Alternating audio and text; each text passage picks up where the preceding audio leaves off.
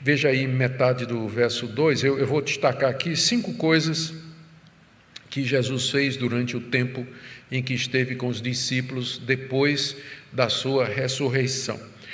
O verso 2 diz: até o dia que foi elevado às alturas. Ele foi elevado às alturas depois de haver dado mandamentos por meio do Espírito Santo aos apóstolos que tinham escolhido. Durante esses 40 dias em que Jesus apareceu aos seus discípulos, depois da ressurreição, primeiro, ele lhes deu mandamentos, ele lhes deu ordens, deu orientações, instruções sobre como eles deveriam proceder. E isso cobria, por exemplo, o que fazer com a vaga de Judas. Eles não eram mais 12, eles eram 11. Então, Jesus, com certeza, está por detrás da decisão dos apóstolos, que vem logo em seguida, de encontrar um substituto para Judas. Jesus deve ter dito isso para eles durante os 40 dias. É necessário que vocês substituam Judas. E, quem sabe, o próprio Jesus disse de que maneira eles haveriam de fazer isso, como nós iremos ver mais adiante. Jesus pode ter encorajado durante esses 40 dias, está tudo aqui dentro dessa primeira coisa. Jesus deu mandamentos, Jesus ordenou que eles permanecessem fiéis e firmes diante das perseguições que eles haveriam de sofrer, uma vez que eles tinham o conhecimento agora pleno da verdade. Jesus os consolou, Jesus deu instruções a respeito da missão deles, que seria levar o Evangelho até os confins da terra. Então, durante 40 dias, Jesus deu mandamentos para eles. Não é que Jesus não tinha dado antes.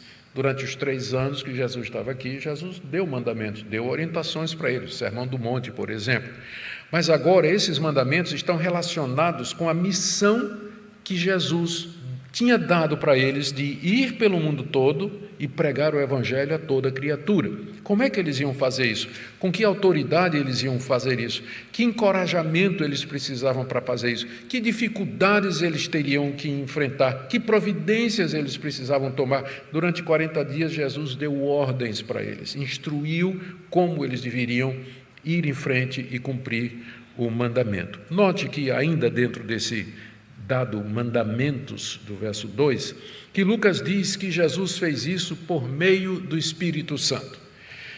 Esse detalhe é importante porque identifica Jesus como sendo o Messias. No Antigo Testamento, os profetas se referiram ao Messias como sendo alguém cheio do Espírito Santo. Era alguém sobre quem o Espírito do Senhor repousava e que, portanto, era alguém que iria derramar o Espírito Santo sobre o povo de Deus. Por exemplo, Isaías capítulo 11, verso 1 e 2, do tronco de Jessé sairá um rebento, e das suas raízes brotará um renovo. Repousará sobre ele, está falando do Messias, repousará sobre ele o Espírito do Senhor, Espírito de sabedoria, de entendimento, Espírito de conselho e de fortaleza, o Espírito de conhecimento e de temor do Senhor. Isaías diz claramente que da raiz de Jessé, Jessé é o pai de Davi, da descendência de Davi, virá aquele sobre quem o Espírito do Senhor repousará. Está falando do Messias. O Messias seria cheio do Espírito Santo.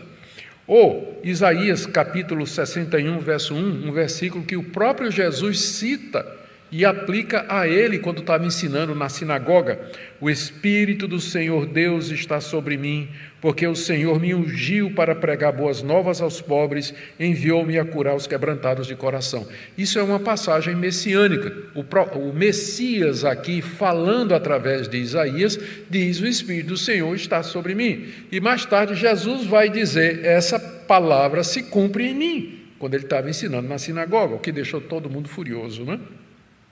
Os profetas também disseram que durante o reinado messiânico, o Espírito Santo seria derramado pelo Messias sobre o povo de Deus. Por exemplo, Isaías 4:4. Naquele tempo, está falando do tempo messiânico, do reino messiânico, os últimos tempos, o Senhor lavará a impureza das filhas de Sião, limpará Jerusalém de culpa do sangue que há no meio dela, com o espírito de justiça e com o espírito purificador. Ou Ezequiel 36, 26 a 27, Eu lhes darei um coração novo, e porei dentro de vocês um espírito novo. Tirarei de vocês o coração de pedra, lhes darei um coração de carne. Porei dentro de vocês o meu espírito, e farei com que andem nos meus estatutos, guardem e observem os meus juízos. Especialmente essa parte aqui, quando Ezequiel diz, porei dentro de vocês o meu espírito. Está falando para a nação de Israel, e está se referindo aos tempos futuros, aos tempos messiânicos. O Messias, que era cheio do Espírito Santo, ele era o portador, ele era o instrumento pelo qual Deus haveria de derramar seu Espírito, como também o profeta Joel, numa passagem que vai ser citada por Pedro no capítulo 2, o profeta Joel disse, acontecerá depois disso que derramarei o meu Espírito sobre toda a humanidade, até sobre os servos e sobre as servas derramarei o meu Espírito naqueles dias. Joel 2, de 28 a 31. Eu poderia citar várias outras passagens dos profetas provando esses dois pontos. Primeiro, que o Messias seria cheio do Espírito, o Espírito do Senhor estaria sobre o Messias, e que durante o reinado messiânico, durante o tempo messiânico, o Espírito seria derramado sobre o povo de Deus, na verdade, sobre toda a humanidade, todos aqueles de entre a humanidade que se tornarem filhos de Deus mediante a fé em Jesus Cristo. Então, quando Lucas diz aqui que Jesus deu mandamentos por meio do Espírito Santo, isso é significativo, porque 2 versículos mais adiante, Jesus vai dizer, eu vou batizar vocês com o Espírito Santo. Quer dizer, Lucas já está preparando o caminho para a promessa do Espírito Santo, quando lembra que Jesus, durante aqueles 40 dias, ele estava ministrando aos seus discípulos aquelas ordens no poder do Espírito Santo. Mesmo glorificado e exaltado, Cristo agia e sempre agiu mediante o poder do Espírito Santo.